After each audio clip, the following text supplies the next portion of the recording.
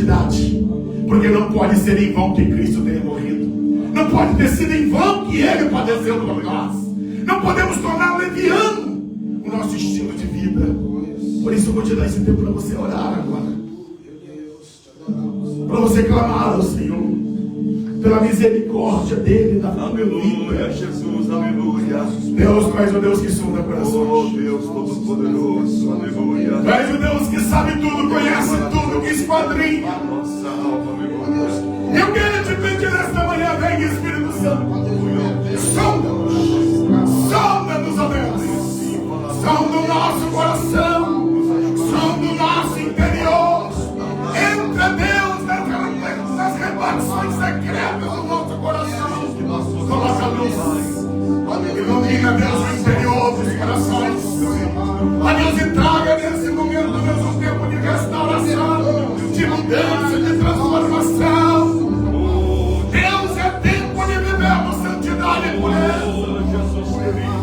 Gancho levantar de goma na glória, aleluia.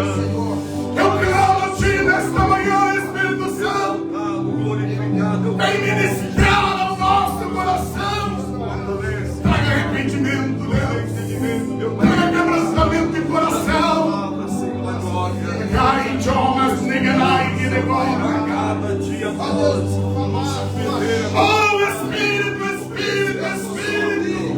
É o Senhor que convence o homem do pecado, da justiça, do juízo. É o Senhor que trabalha em nós. É o Senhor que nos toca. E nós oramos a ti nesta manhã, Deus. Toque, Jesus. Toque em nós. Que saímos aqui renovados essa manhã. Tocados pela glória. Decididos em viver novidade de vida. Muda os corações. Senhor, venha, Senhor, Deus, clamando pela tua misericórdia. Oh, glória a Deus, Jesus Cristo, na glória, exaltará para sempre o teu nome. Em nome de Jesus. Obrigado, Jesus, graças a Deus. Abra a tua Bíblia. Glória a Jesus. Oh, glória. Livro do profeta Isaías.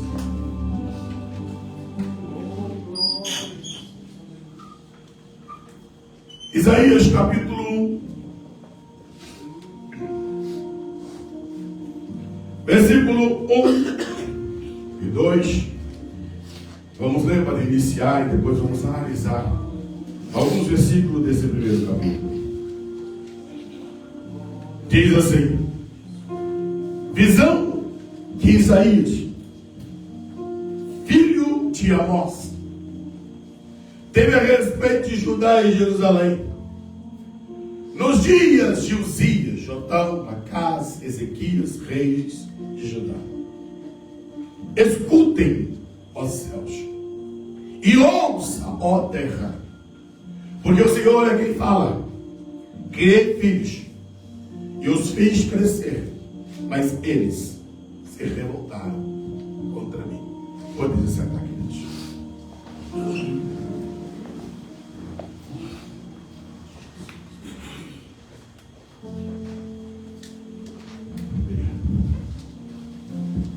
Queridos, nesta manhã que estamos aqui para celebrarmos a ceia, eu quero estar analisando com os irmãos esse primeiro capítulo.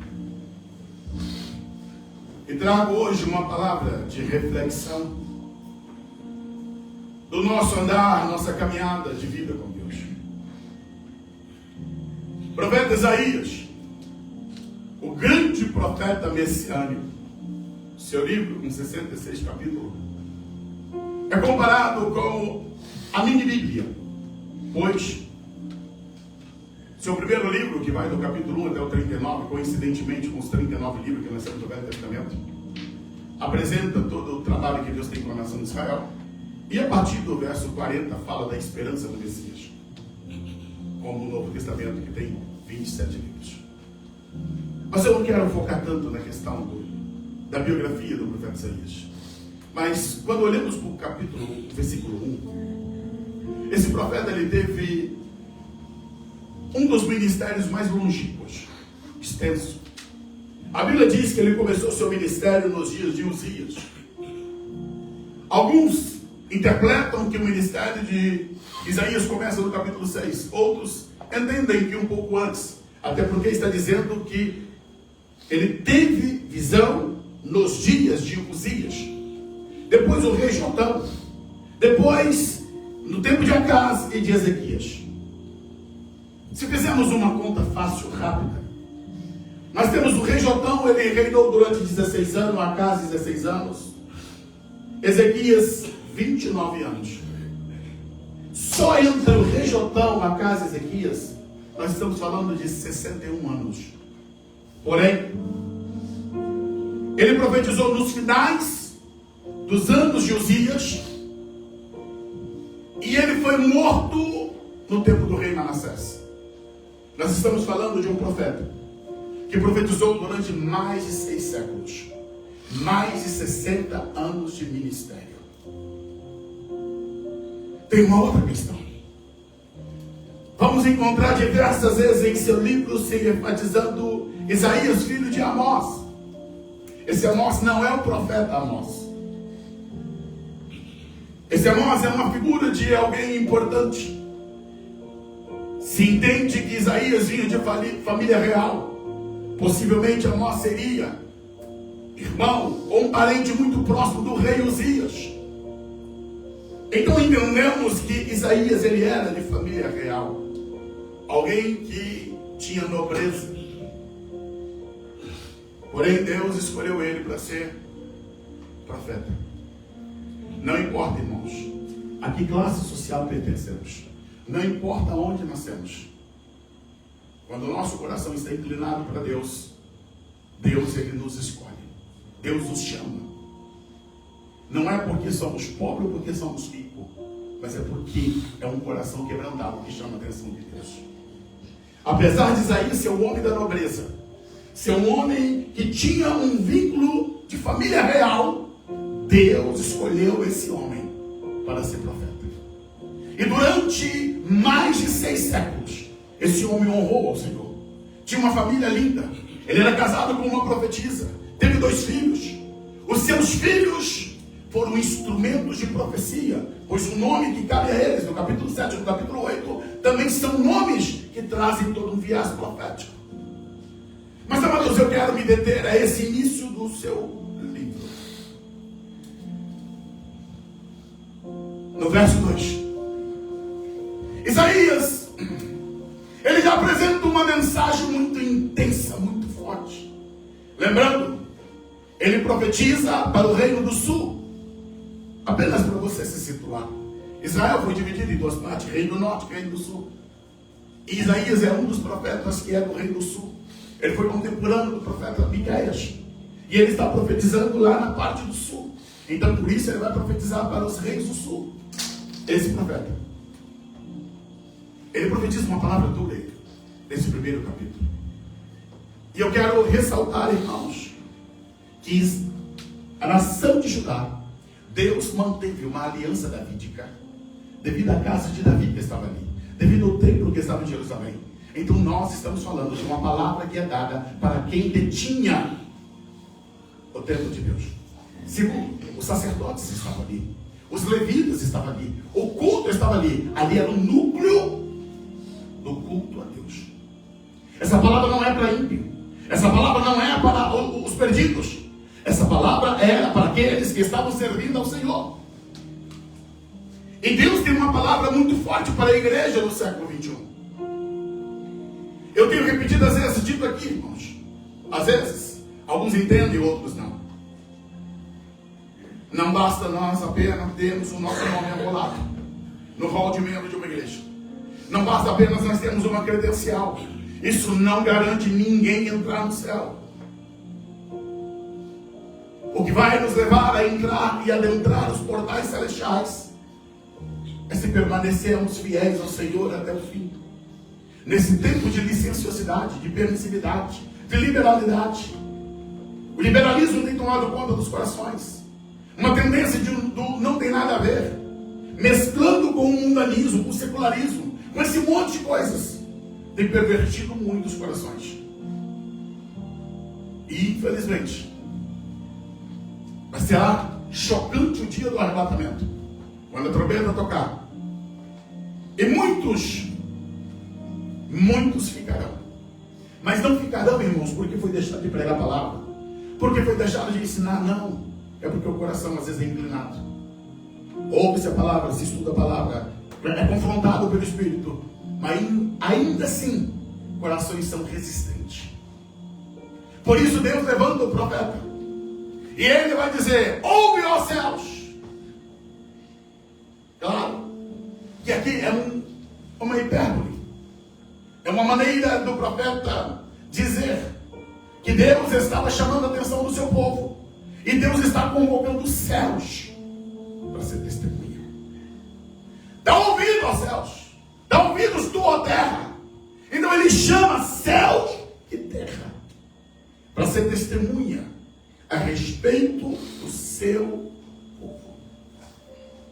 Deus está dizendo: eu tenho os céus e a terra por testemunha do que eu tenho agido, do que eu tenho feito em relação ao meu povo e a reação deles.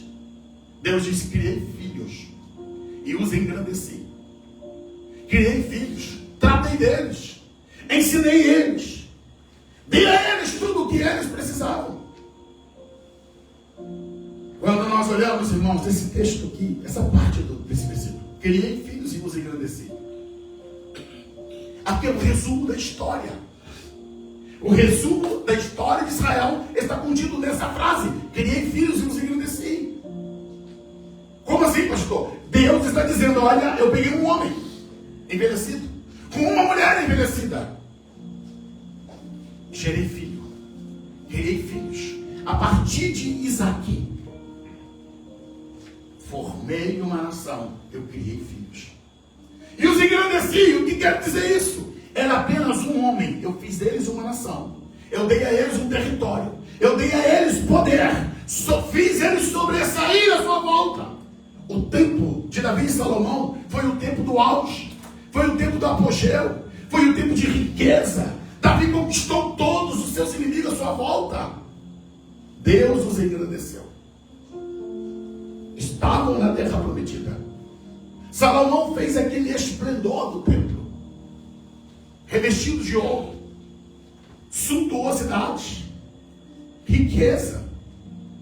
Salomão, ele teve o glamour de ver o esplendor da glória de Deus que foi manifestada no dia em que, pela qual o templo foi inaugurado. E é interessante que a Bíblia fala que os sacerdotes, eles foram empurrados para fora da tamanha glória que se manifestou. As nações diziam, reconheciam: o Deus de Israel é poderoso. Deus os engrandeceu. É por isso que ele está dizendo: eu chamo e convoco céus e terra para ouvir. Eu criei filhos, eu engrandeci eles, mas eles se rebelaram contra mim. Irmãos, ontem, enquanto eu estava olhando para esse texto ontem, eu confesso que me choco com aquilo que Deus, é o próprio Deus que está falando com o seu povo. Eles se rebelaram contra mim. Aos pais que aqui estão, sabe o que é a tamanha dor quando você cria um filho com amor, com carinho, com dedicação? E aqueles que tiveram o desprazer de ter filhos rebeldes vai entender uma parte do que é essa dor que Deus está dizendo. Dei amor, dei carinho, criei, mas eles se rebelaram contra mim. Rebelião, a Bíblia diz que é como pecado de feitiçaria. Rebelar-se é o ato de se ultrajar contra a autoridade, é o ato de se levantar contra a autoridade constituída. Deus está dizendo: os meus filhos que eu criei, que eu os engrandeci, eles se rebelaram contra mim, eles com altivez se levantaram contra a minha pessoa. Quando falamos de rebelião, irmãos, vamos nos lembrar do ser mais lindo, mais belo, sinete da perfeição, glamour, poder, sabedoria, inteligência, beleza, tudo Deus colocou naquele ser. o ser mais lindo criado por Deus, esse ser se rebelou contra Deus. Estamos falando de Lúcifer, Satanás, o anjo de luz, que veio a se tornar o diabo, foi expulso do céu por causa da rebelião. Foi ele que esteve no Éden, a antiga serpente ali, para poder conduzir o primeiro casal também a desobedecer e se rebelar contra Deus. Escuta, igreja, o grande rebelde que se rebelou no céu, que levou o anjo a se rebelarem, um terço dos anjos de Deus ouviram a voz do rebelde e por isso foram expulsos do céu. Porém, a Bíblia diz em Hebreus que Deus não socorre anjos. Escuta, quando nós falamos da doutrina do pecado, a amatiologia, entenda uma coisa, é só para nós nos situarmos na palavra. Quando nós falamos da doutrina do pecado, a Bíblia diz, Romanos 5:12, da seguinte maneira: por um homem entrou o pecado no mundo, pelo pecado entrou a morte passou a todos os homens, por isso todos pecaram. Entenda uma coisa, o pecado dos homens foi transferível. Adão pecou representando toda a raça humana, e por isso todos os homens descendentes de Adão, que todos nós somos pecadores, a morte passou a todos os homens. Com os anjos, não houve transmissão. Cada um deles decidiram, o seu livre-arbítrio, seguir o rebelde, seguir a rebelião de Satanás. É por isso para eles não há mais esperança, estão já sentenciados. A eles o que reserva é o castigo eterno pela escolha que fizeram. Não há redenção para os anjos, não há redenção para eles. Vamos voltar para Isaías 1:2. A graça de Deus é tão tamanha, é tão imensa, que para mim e para você ainda há esperança. Sabe por que o diabo quer você no inferno? Sabe por que ele te odeia tanto? É porque para ele e seus demônios não há mais o que ser feito. Jesus diz: o príncipe deste mundo já está julgado, o príncipe deste mundo já está sentenciado. Tem um lago de fogo que o aguarda. A mim e a você, a nós, criados à imagem e semelhança de Deus, foi nos dado e outorgado o direito de vida eterna por intermédio da graça de Cristo Jesus. Quando nós nos arrependemos, confessamos nosso pecado, decidimos mudar de vida, para nós há esperança. Todavia, irmãos, estamos aqui olhando para esse texto, onde tem uma nação que foi abençoada, privilegiada, alcançada por Deus, por tantas e tantas bênçãos e privilégios, mas ainda assim, voluntariamente se rebelaram contra Deus. E aí eu trago uma palavra de advertência, amados. Deus não obriga ninguém a ser rico. Deus também não obriga ninguém a ser abençoado. Deus, Ele quer abençoar. Todavia, Ele não vai obrigar você a ser abençoado. Se nós escolhermos o caminho da maldição, se escolhermos o caminho da morte, Deus vai respeitar essa nossa decisão. Por isso, quando Moisés ele chega para o povo e diz: eis que eu proponho diante de vós a vida e a morte, a bênção e a maldição, escolhei o que vós quereis. Sim, no final do ministério de Moisés, eu acho que Deuteronômio 30, ele vai apresentar isso. Josué, já terminando o seu ministério, ele diz: escolhei vós a quem vós havereis de servir. Nossos pais serviram os deuses da lei do Jordão, porém eu e minha casa decidimos, nós serviremos ao Senhor. Tem muita gente escolhendo o mundo, o pecado. Tem muita gente se rebelando contra Deus, contra a palavra. Tem muita gente vivendo uma vida de rebelião, de oposição.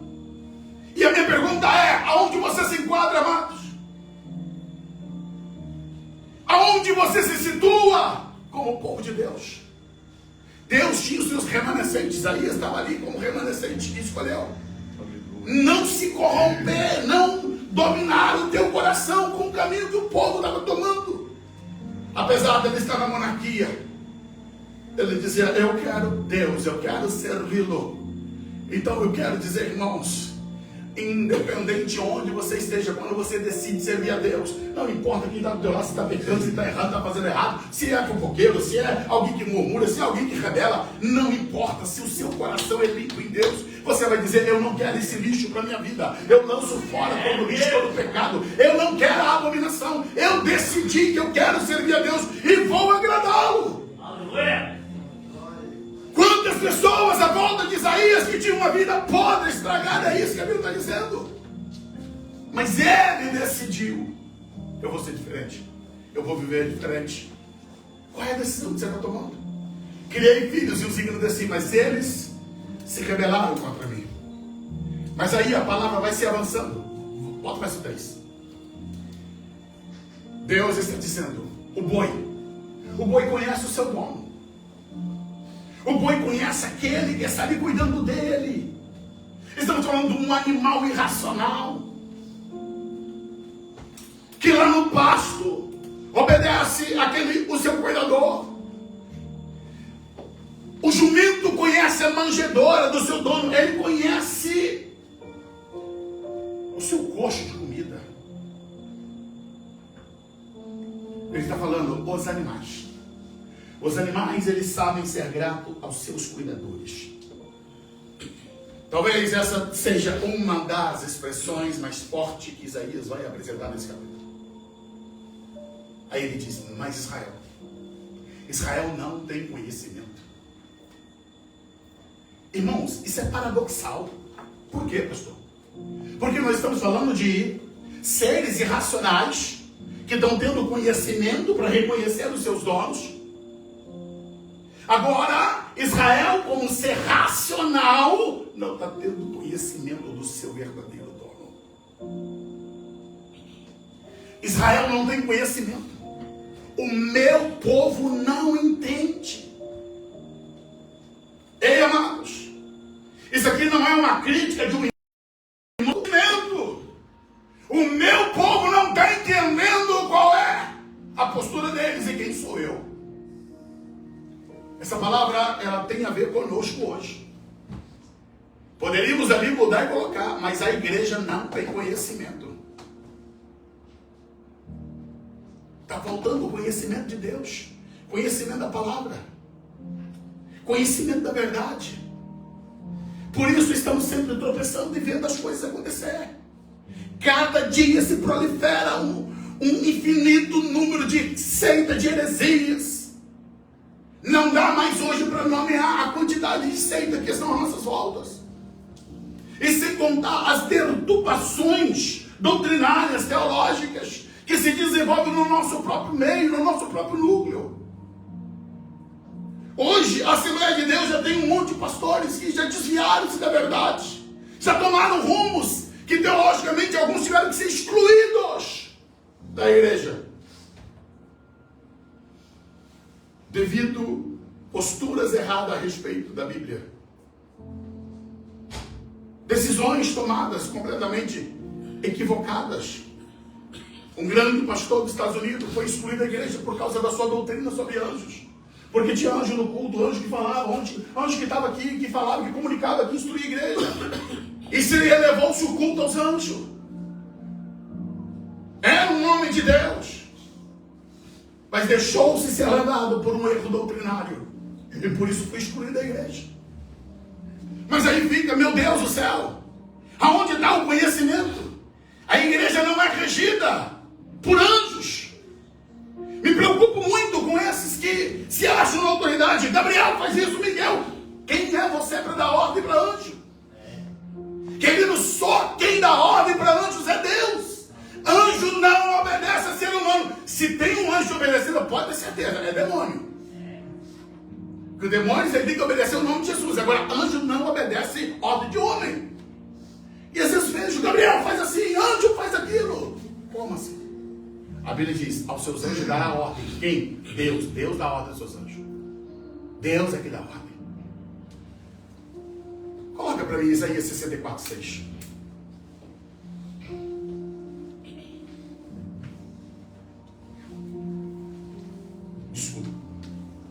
É Oséias, capítulo 4, verso 6. Ali já é um outro ponto. O meu povo foi destruído porque lhe faltou o conhecimento.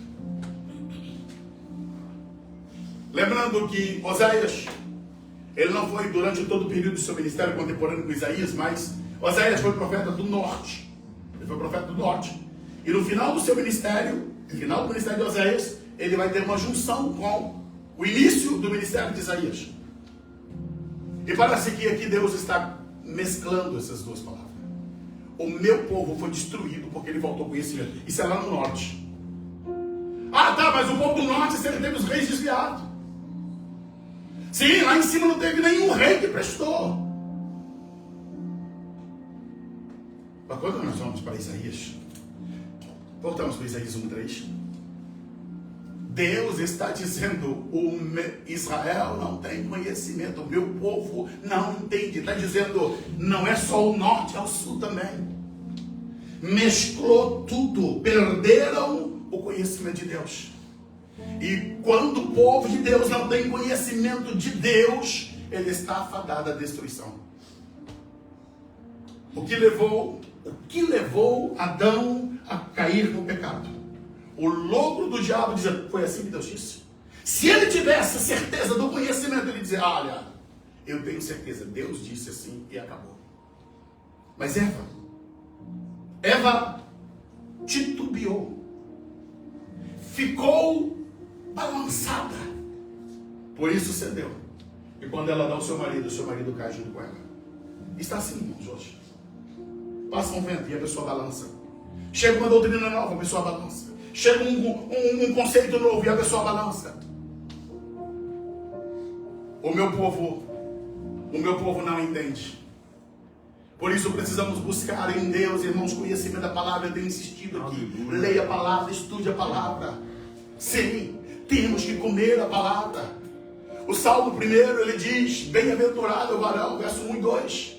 Bem-aventurado é o varão que não anda segundo o conselho dos ímpios, ele não se detém no caminho dos pecadores, ele não se assenta mal dos escarnecedores. Mas ao contrário de tudo isso, o seu prazer, o seu deleite, a sua alegria está na lei do Senhor. E ele medita nela quando? Uma vez por semana? É uma vez por mês? De vez em quando? É quando sobra tempo? Não. Ele medita na lei do Senhor de dia e de noite. Se não houver esse compromisso, irmãos, estamos caminhando para a destruição. Na sua lei medita de dia e de noite. Coloca o Salmo 119, verso 9. O salmista, ele diz assim, com que o jovem purificará o seu caminho? De que maneira? Se tivéssemos que parafrasear, ele estaria dizendo, qual é a forma, qual é o método, o que tem que fazer um jovem para manter o seu caminho purificado? Observando conforme a tua palavra. Só tem esse meio, irmãos. É a palavra de Deus que nos purifica, que nos lava, que nos santifica. O verso 11, o salmista, ele diz assim, eu escondi a tua palavra. Escondi aqui não é no sentido de ninguém ver, é guardei a tua palavra. Aleluia. Eu guardei a tua palavra no meu coração, para eu não pecar contra ti. Quando você tem a palavra, quando você tem o conhecimento da palavra, você não vai mais viver pecando. Não tem como mais viver uma vida de pecado, pecado sobre pecado. Não, agora é graça sobre graça.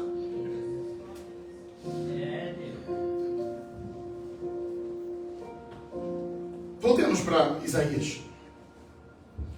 Bota o verso 4. Ai, nação pecadora, povo carregado de iniquidade, descendência de malfeitores, filhos corruptores, deixaram ao Senhor, blasfemaram o Santo de Israel, voltaram para trás. Pastor, que palavra pesada assim.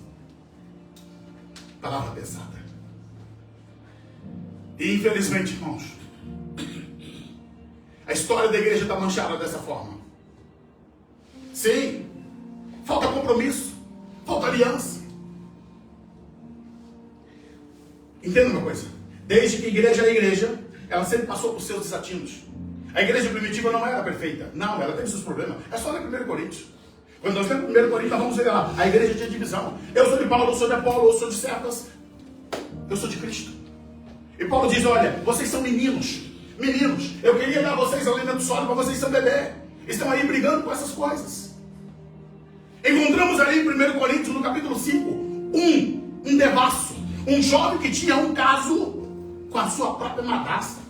E a igreja não fazia nada, estava tudo normal. E Paulo diz, olha, eu estando ausente no corpo presente do Espírito, eu já sentenciei que esse tal seja entregue a Satanás.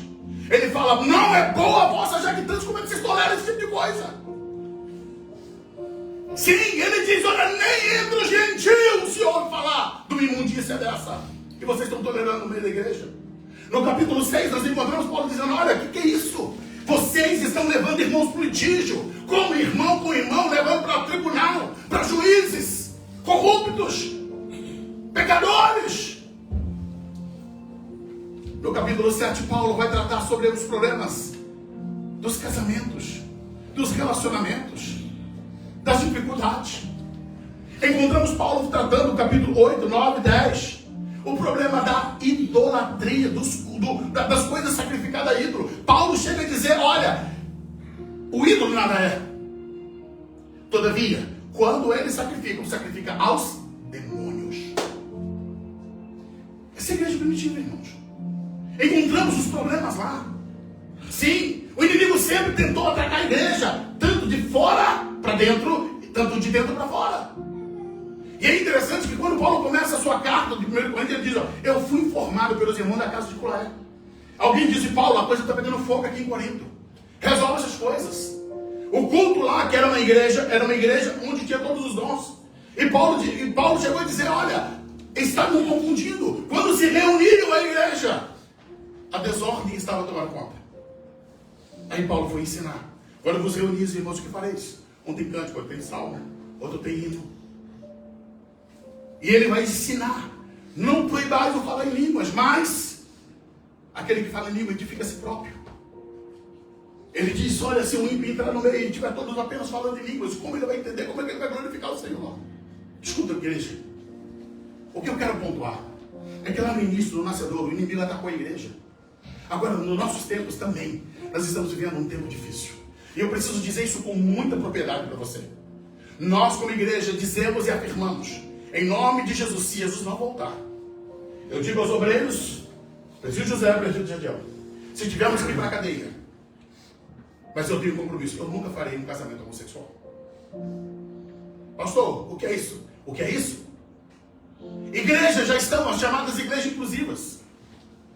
Pastores que há 30 anos atrás eram referência no Brasil, hoje já fazem casamento homossexuais. Me assusta em pensar, eu posso citar um nome, por exemplo. Um homem que eu admirei, tem livros escritos, pastor Ricardo Gordinho. Tinha programa de rádio, foi uma bênção. Mas hoje está dentro dessa linha inclusiva. O pastor René, que foi aquele que disse que a Bíblia tem que ser atualizada. Irmãos, nós estamos falando de pessoas que fizeram história na igreja. Nós não estamos falando de pessoas simples que se converteram agora, não. Nós estamos falando de pessoas que apostataram da fé. Quem não lembra do Caio Fábio? A referência que foi para nós. Mas hoje, quando abre a boca, misericórdia, misericórdia é o grito da nossa alma. Sim, estamos vivendo um tempo, irmãos, onde a permissividade está se tornando normal. Como assim? Como que um homem casado vai ter um caso com outra mulher?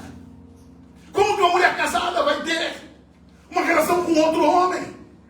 Como que um solteiro que não estão casados vão viver uma vida sexual ativa?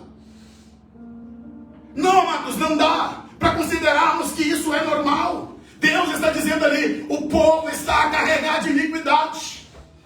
Como que eu venho para o culto para a Santa Ceia e eu participo aqui na mesa do Senhor e depois eu vou para uma roda de churrasco e vamos botar todo tipo de bebida e vamos achar isso normal, enchemos a cara, embriagamos-nos? Como eu pego a minha família, eu tenho a minha esposa, minhas duas filhas, e vou para um local aí, reúne um monte de família e vamos todos nós ficarmos ali, despidos. Ah, nós estamos com traje de banho. É lazer. Que lazer é esse? Que desonra os corpos. Por isso, Deus, essa nação pecadora, povo carregado de iniquidade, descendência de malfeitores, filhos corruptores, deixaram o Senhor, blasfemaram o Santo de Israel. Quantas blasfêmias que estão sendo proferidas em cima dos cultos. A internet está aí agora, cheia de acusações, porque agora nós temos o tempo dos profetas adivinhos, o tempo da psicologia aplicada. Eu chego diante da igreja, eu vou fazer aplicação de psicologia. E eu começo a olhar no rosto das pessoas e começo a dizer assim: olha, tem alguém aqui que não está bem. Você saiu de casa com um problema. Sim, eu estou fazendo uma leitura psicológica. E em cima disso vai se aplicando, dizendo que é Deus. As pessoas perderam o temor de Deus, de cair em morte em cima do púlpito. Perderam-se o temor a Deus. E diz assim, diz o Senhor, quando Deus não disse assim.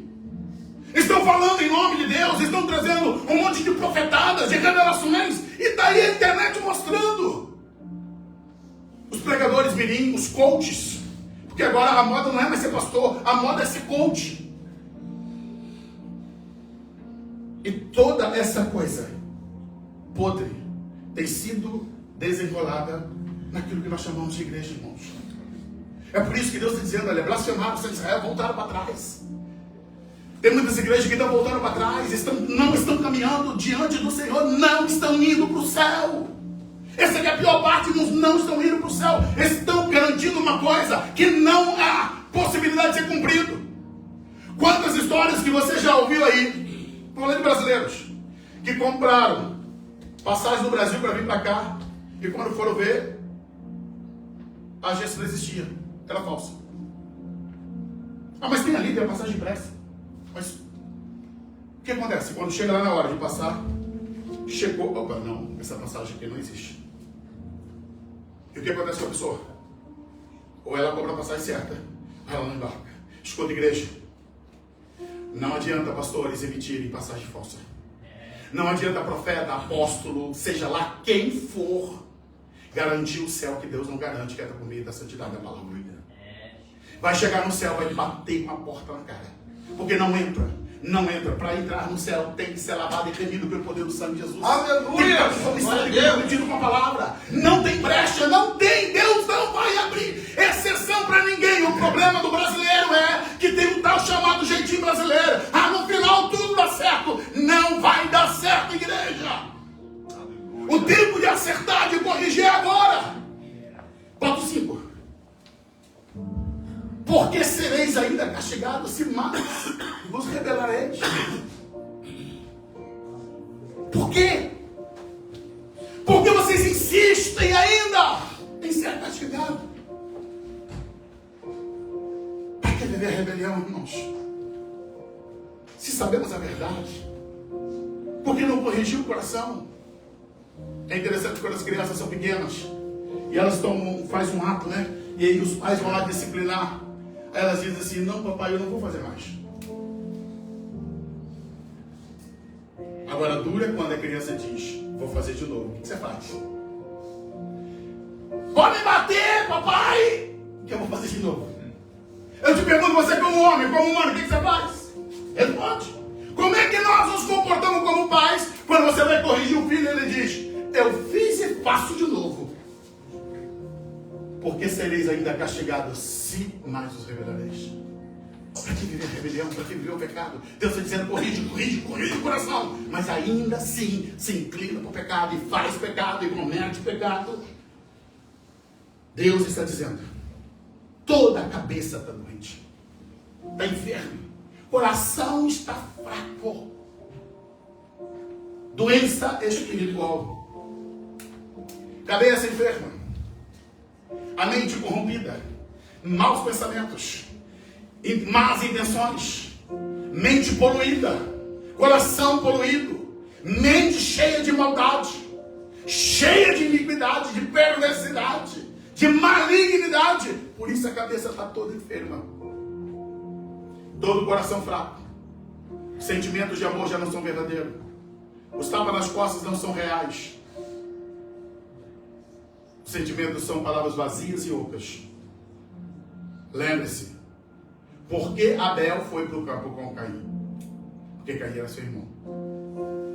Você acha que se Caim diz assim, vem cá que eu vou te matar, você acha que ele tinha ido? Não, irmãos. Com certeza ele deu um baita de um abraço e disse, mas irmão, vem comigo. Vamos lá. Morreu na covardia. Era a maldade do coração de Caim. Por quê? Sua cabeça estava enferma, seu coração estava fraco, seu coração estava tomado pela maldade. Bota o 6, e aí a gente vai caminhar para o final do texto. Bota o 6. Olha como Deus está descrevendo o seu povo. Igreja, isso é sério. Desde a planta do pé até a cabeça, não há nele coisa sã. Isso não é ímpio, está falando do seu povo. Senão feridas, inchaços, chagas podres que não foram espremidas, nem ligadas e nem amolecidas com óleo. Inúmeras pessoas estão vivendo dessa forma. É uma chaga enferma. Quando compartilho, falo algo, não tem nada da graça de Deus, não tem nada que edifica, só reclama. A vida de crente é difícil. Até desincentiva aqueles novos, sabe? Porque diz, olha, misericórdia, desde que eu me converti, eu nunca tive alegria, minha vida é assim, é assado. Está inferno, não se curou, não se sarou. Está faltando um compartilhar de dizer para o ímpio, não. Eu posso passar por prova, por luta, mas eu tenho alegria aqui dentro, tenho alegria no meu coração, eu sei para onde eu estou indo, tem um céu que me aguarda. Glória a Deus, aleluia. Mas está tão enfermo, está tão podre, que só sabe reclamar, murmurar e desincentivar quem quer caminhar para o céu.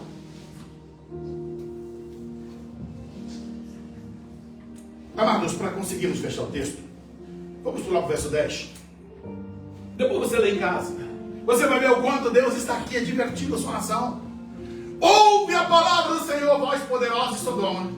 Dai ouvidos à lei do nosso Deus, ao povo de Gomorra. Entenda, aqui tem uma sátira. Poderosos de Sodoma são os príncipes de Israel. Povo de Gomorra é o povo de Israel. Sabe o que Deus está dizendo? Vocês, líderes de Israel, estão igual a Sodoma. Vocês, povo de Israel, estão igual a Gomorra. O coração de vocês estão longe. E é por isso que Deus diz, ouve a minha palavra. Vocês que estão vivendo a mesma vida de pecado de Sodoma e Gomorra. Vocês que estão vivendo uma devassidão. Ouça, dai ouvido à lei de Deus. Dai ouvido à minha voz. Aleluia. A partir do verso 11, Glória. Deus vai fazer uma didática agora. E agora se segura na cadeira, porque olha o que Deus tem para falar para mim e para você. Eu estou usando o texto. Eu estou nem usando as coisas que anotei aqui. Eu estou caminhando com você. Olha o que diz a palavra. De que me serve a minha multidão do vosso sacrifício, diz o Senhor. Igreja, esse texto do capítulo 1 é um texto avassalador. Porque quem estabeleceu o sacrifício foi Deus. Quando Adão e Eva pecou, o que foi feito? Um animal foi morto para que ele fosse vestido. Quando a Bíblia vai explicitar o primeiro sacrifício de Caim e Abel, lá esteve Abel oferecendo o sacrifício ao Senhor e Deus se agradou da oferta dele. Então, quem estabeleceu o princípio de sacrifício da morte de um animal para poder estar cobrindo o pecado foi Deus. Agora, aqui, 700 anos antes de Cristo, Deus está dizendo, de que me serve a minha multidão do vosso sacrifício, diz o Senhor. Deus está dizendo, olha, vocês estão me oferecendo um monte. Tem sacrifício o dia todo. Tem boi, ovelhas, bode, cabrito, pombas. Tudo isso vocês estão me oferecendo. E eu estou perguntando para vocês, para que vocês estão fazendo isso? De que me serve? Porque eu olho para tudo isso e não tem valor nenhum. Escuta, irmãos, é Deus falando. Já estou farto dos holocaustos de carneiro. Eu confesso que quando eu olho para esse texto, me traz arrepio na alma em pensar. Deus está dizendo, eu estou cansado. A linguagem dos nordestinos, estou farto. O português diz, estou farto. Estou farto disso. Deus está dizendo, eu estou farto dos holocaustos de carneiro de vocês. Eu estou farto da gordura dos animais cevados. Eu não me agrado do sangue de bezerro, nem de cordeiro, nem de bodes. Deus está dizendo, essas coisas já não me agradam mais. Mas peraí, pastor. Mas isso, se você ler o livro de Levítico, lá está todo o ordenamento, todo o princípio de oferta, de sacrifício pelo pecado. Isso aqui era uma ordenança divina, mas o que levou Deus a dizer, eu não quero mais isso? O pecado, irmãos. Ponto 12. Quando vides comparecer perante mim, escuta isso. Quando vides comparecer perante mim, quem requereu isso das vossas mãos? Que viesse pisar meus atos. Deus está dizendo, quem foi que pediu que vocês trazessem isso para mim? Aí o povo vai dizer, Senhor, mas é tua lei que diz. Ele está dizendo, quem autorizou vocês pisar no meu ato? Quem chamou vocês? Quem é que está autorizando vocês pisar no meus atos? Entenda? Deus está dizendo, a minha casa é meu ato. Quem autorizou vocês comparecer? Quem requereu isso da mão de vocês? Deus está fazendo uma cobrança muito forte para os líderes, sacerdotes e para o povo. Vira o 13. Agora é mais forte ainda. A coisa é progressiva. Agora Deus diz, não continueis a trazer ofertas vãs. Sabe o que Deus está dizendo? Chega, para tudo. Eu não quero mais sacrifício de vocês. Eu não quero mais oferta de cereais, eu não quero mais nada. Eu não estou fechando, escuta, eu estou trancando o céu. Eu estou fechando tudo, está fechado. Eu não quero mais.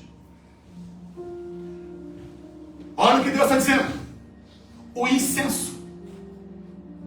O incenso é para a minha abominação. Lembra, quando você pegar Apocalipse, você vai ver que o anjo que pega ali, uma taça cheia, os incensados das orações dos santos. O incenso representa orações. Deus dizendo, o incenso é para a minha abominação. Aí Deus pega as festas, que são as luas novas, os sábados, a convocação das assembleias. Olha o que Deus diz, eu não posso suportar iniquidade, nem mesmo a reunião solene. Deus está dizendo, vocês estão se ajuntando, e eu estou virando as costas para isso. Estou com nojo disso, porque tem iniquidade, tem pecado. Deus não compactua com o pecado, com a iniquidade de ninguém, irmãos. Nós, seres humanos, somos complacentes. Nós damos tapinha nas costas, não gostamos das coisas e dizemos, não, está tudo bem. E Deus vai dizer, não, com pecado eu não caminho. Ou se limpa ou se purifica, ou está fora do meu reino. Deixa eu voltar aqui ainda. De que me serve, verso 11? De que me serve a multidão do sacrifício que vocês oferecem? Se nós tivéssemos que trazer para o nosso tempo, irmãos, hoje, é duro para ouvir, mas se você digerir e tratar aí dentro, você vai ver como vai fazer a diferença. Sabe o que Deus está dizendo? De que me vale? Escuta, oração, jejum, adoração, frequência de igreja, dízimo, oferta, ajuda, socorro, vigílias. De que me serve tudo isso? Se houver iniquidade e pecado no coração. Deus está querendo tratar a tua alma e a tua eternidade. É muito mais fácil para os pastores hoje dizer que está tudo bem, está tudo ok, não mexer com o pecado de ninguém, não confrontar ninguém, porque você fica amigo de todo mundo, está tudo bem com todo mundo, diz que está tudo ok. Mas escuta uma coisa, eu não posso te enganar e te dizer que se você permanecer no pecado, você vai entrar nos céus. Eu preciso te dizer com muita seriedade, você tem uma alma dentro de você, que ela vai perdurar a eternidade inteira. Se você não corrigir o teu coração hoje, se você não tomar a postura hoje, por que hoje, pastor? Porque hoje é o tempo que você tem. Daqui 15 minutos pode ser que seu coração pare de bater, você parou de respirar e você não está mais na terra. E a partir do momento que nós partimos para a eternidade, eu tenho insistido em dizer, a morte só tem porta de entrada, não tem porta de saída. Uma vez que adentramos os portais da morte, não há conserto, não tem perdão, não tem misericórdia. Não importa quanto vamos gritar, não importa como dizer, Deus, piedade, Senhor, o Senhor sabe, eu fiz o quê? O desespero que a Bíblia diz em Mateus capítulo 7. Deixa eu ver aqui. Mateus 7 e acho que 22. Isso. E muitos Muitos me dirão naquele dia: Senhor, eu profetizei em teu nome eu expulsei demônio, em teu nome nós fizemos maravilhas. Versículo 23. Então lhes direi abertamente: nunca vos conheci, apartai-vos de mim, vós que praticais a iniquidade. Meu Deus, esse texto tem que, irmão, se tornar textual para a igreja. Nós temos que acordar, lembrarmos disso, que se nós vivemos uma vida de iniquidade, não entra no céu. Jesus está dizendo: não é currículo que entra no céu, não é feito, não é obras, não é aplausos humanos, não é dizer que as pessoas estavam dizendo sobre nós. Deus sabe exatamente o que está dentro do nosso coração. Deus sabe realmente quem somos. Aleluia. E aqui está dizendo: nunca vos conheci, apartai-vos de mim, vós que praticais a iniquidade. Vamos voltar para Isaías.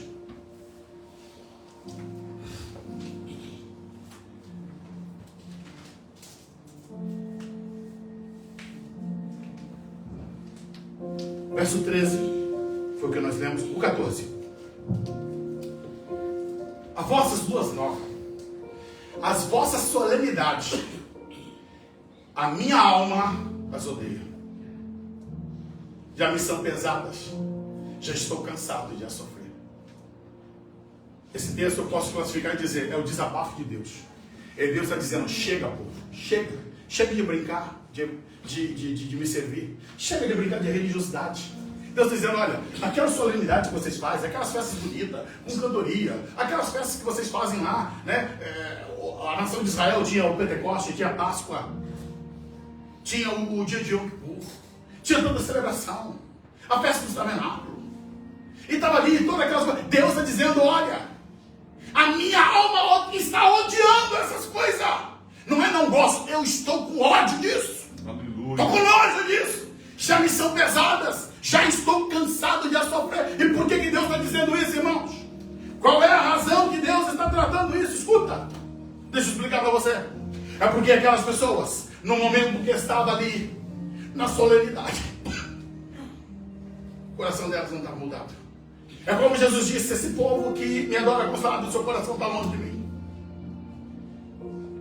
Quando olhamos nas vozes proféticas, Deus fala através de outros profetas: maquina-se o mal no coração. As pessoas iam para as festas, lá está. Epa, é a festa do tabernáculo. Estamos todos nós em tenda, estamos nos alegrando, mas o coração estava ali maquinando mal, maquinando pecado, cheio de adultério, cheio de prostituição, cheio de impureza, cheio de maldade, cheio de lascívia, cheio de ódio, cheio de rancor. E Deus está dizendo: olha, quando eu olho as festas de vocês, eu estou sondando o coração, eu estou vendo. Tem uma fachada muito bonita, a Páscoa de vocês está lá. Lá estão as ervas amargas, lá está o pão asno, lá está o cordeiro. Mas eu estou vendo que dentro de vocês está tudo podre, está tudo estragado. Eu não quero mais isso. Eu não quero essa aparência toda, eu não quero essas coisas. Eu quero o coração contrito, quebrantado. Eu quero o coração puro, limpo. Glória a Deus, aleluia. Irmãos, não estou dizendo que nós não devemos ter essas coisas. Sim, devemos tê-las, mas sem que tenhamos o nosso coração corrompido com o pecado. Temos cultos lindos, maravilhosos, momentos de adoração, os conjuntos cantando, como isso é maravilhoso. Mas tem que ter o coração ligado em Deus. Tem que proferir com os lábios e tem que confirmar com o coração. Esse momento, nosso culto a Deus tem que trazer esse mesclar daquilo que os homens vê com aquilo que Deus vê. Deus, então, ele faz uma convocação, irmãos. O verso 15. Por isso, quando estendei as vossas mãos, eu escondo de vós os meus olhos. Como assim, pastor? Onisciente, onipresente. Os olhos do Senhor estão em todo lugar. Mas nesse momento Deus está dizendo: olha, não dá para ver. Sabe aquele momento que você vê uma coisa tão injuriosa que você fala: olha, me recuso a olhar para isso. Aleluia. É Deus dizendo: olha, me recuso para olhar para essas mãos estendidas. Eu me recuso a ver que essa pessoa está fingindo aqui o que não é. Escondo de vós os meus olhos. Olha a coisa mais séria, irmãos. Ainda que multipliquei as vossas orações, eu não vou ouvir. Ainda que vocês gritem, clamem, Volto a dizer, igreja, esse texto do capítulo 1 é uma palavra forte, dura, mas é uma palavra para quem quer ir para o céu. É uma palavra para quem não quer viver uma vida de pecado, para quem deseja ardentemente fazer a vontade de Deus, viver para Deus e para o Senhor. Olha o que diz no final: porque vossas mãos estão cheias de sangue. Deus está dizendo para o seu povo: vocês estão com mãos manchadas com Caim. Vocês estão assassinando através de juros altos que eram cobrados, escravidão dos irmãos e outra. Alguns faziam até mesmo o ato de matar um outro para tomar posse de propriedade. Lembra de Acabe? Jezabel mandou matar Nabote para tomar propriedade. Sim, da mesma forma daqui, mãos cheias de sangue. Só vou parar aqui um pouquinho no verso 15. Vamos pular para a primeira carta de João, capítulo 3, verso 15.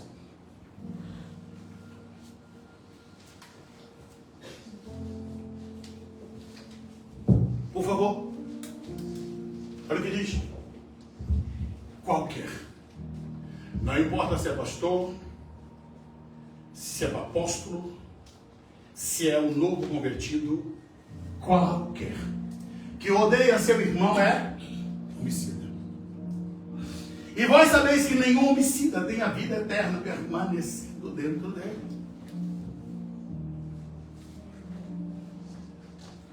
Todo aquele que odeia o seu irmão, ele é homicida.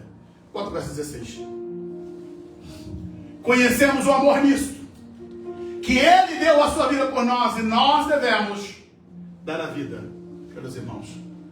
É interessante que, se você pegar João 3,16, diz que Deus amou o mundo de tal maneira que deu o seu Filho, para que todo aquele que nele crê não pereça, mas tenha a vida eterna. 1 João 3,16 diz que se amamos uns aos outros, nós devemos dar a vida pelos irmãos. Quando você odeia seu irmão, quando você maquina o mal para o teu irmão, quando você destrói uma reputação, você está com suas mãos manchadas de sangue. Suas mãos são sujas de sangue. Já contei aqui, já relatei várias situações de pessoas dentro da igreja que tiveram suas reputações destruídas por palavras trocadas, conversas atravessadas. E é por isso que Deus... Voltamos lá para o texto de Isaías, para nós terminarmos. Eu vou encerrar. Isaías capítulo 1, voltamos para lá.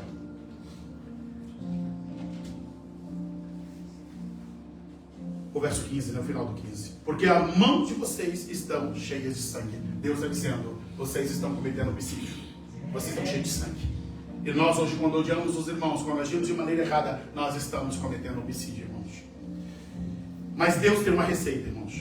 Verso 16. Lavem-se. Lavai-vos. Tomem um banho. Purifiquem-vos. Tirai a maldade dos vossos atos de diante dos meus olhos. Pare de fazer o mal, cesse, para com isso. É tempo de nos lavarmos, é tempo de nos purificar. Verso 17: aprendam a fazer o bem, busquem a justiça, repreendam o opressor, garantam direito aos órfãos, defendam a causa das viúvas. E a esperança vem no verso 18. 20. Deus está fazendo um convite. 20 e raciocinemos juntos. Uma outra versão diz: vinde e arrazoemos. Parafraseando de Deus, está dizendo: vinde, vamos conversar. Vamos trocar aqui algumas conversas. E é Deus que está chamando o povo. Vinde, vamos raciocinar junto. Vamos conferenciar. Aleluia. E ele diz: olha, ainda que vossos pecados sejam como escarlata, eles vão ficar brancos como a neve. Ainda que sejam vermelhos como o carmesim, eles se tornarão brancos como a lã. Oh, glória. Aleluia. Queridos, a palavra de esperança que é forte, sabe por quê? Se tem uma das cores que era explicitamente quase impossível de serem branqueados, era exatamente a escarlata e o carmesim. Para um branqueador conseguir pegar um lençol, um tecido com essas cores e transformá-lo em branco era quase impossível. E Deus está dizendo: eu sou o Deus do impossível. Eu pego aquele que o seu pecado está como escarlata, impossível branquear de novo, e eu transformo branco como a neve. Aleluia. Branco como a neve está dizendo: não tem nem resquício e nem marca Glória a do que Deus. foi. Ainda que seja vermelho como um carmesim, se tornarão branco como a lã. Deus está dizendo: aos homens é impossível fazer, mas eu faço. Vai se tornar branco como a lã. Se coloca de pé, igreja. Aleluia, Jesus, aleluia. O verso 19 e 20 é o fechamento de tudo. Se estiverem dispostos, se quiserdes e obedecerdes, comerei o bem dessa terra. Mas se recusardes e fores rebeldes, sereis devorados à espada, porque a boca do Senhor o disse. Aleluia, Jesus. Irmãos, eu não vou chamar ninguém aqui à frente. Não quero te constranger.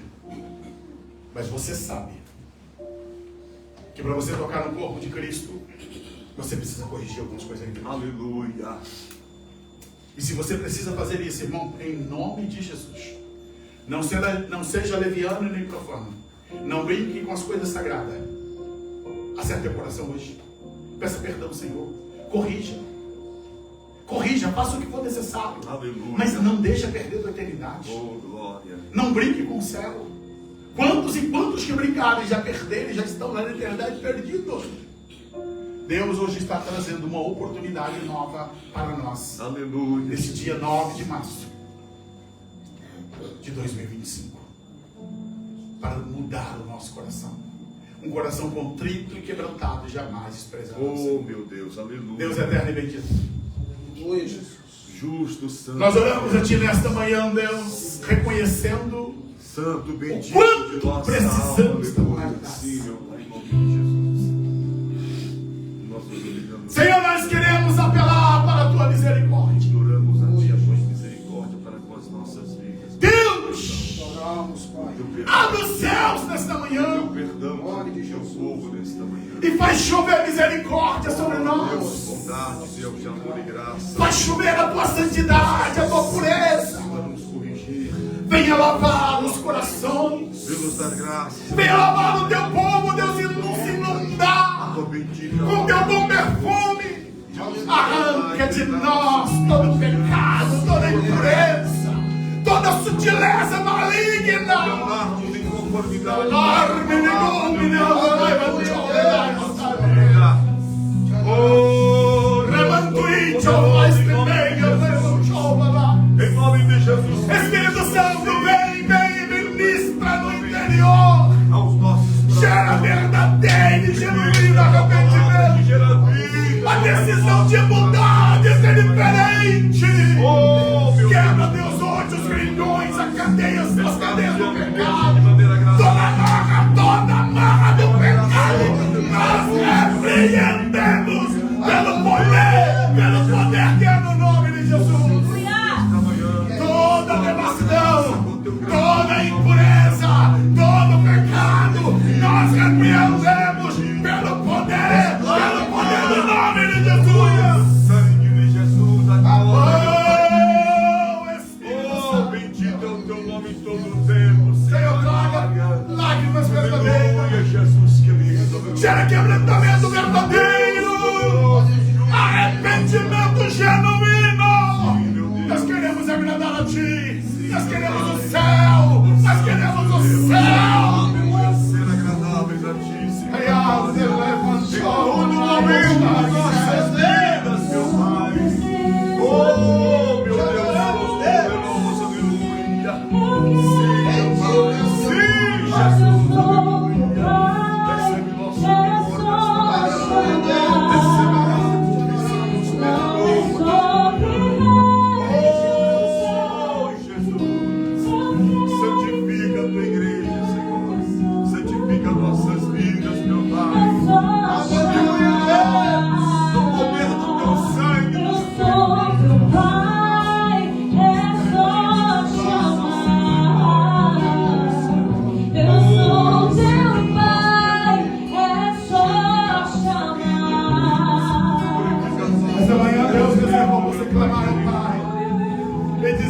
me muda, Senhor.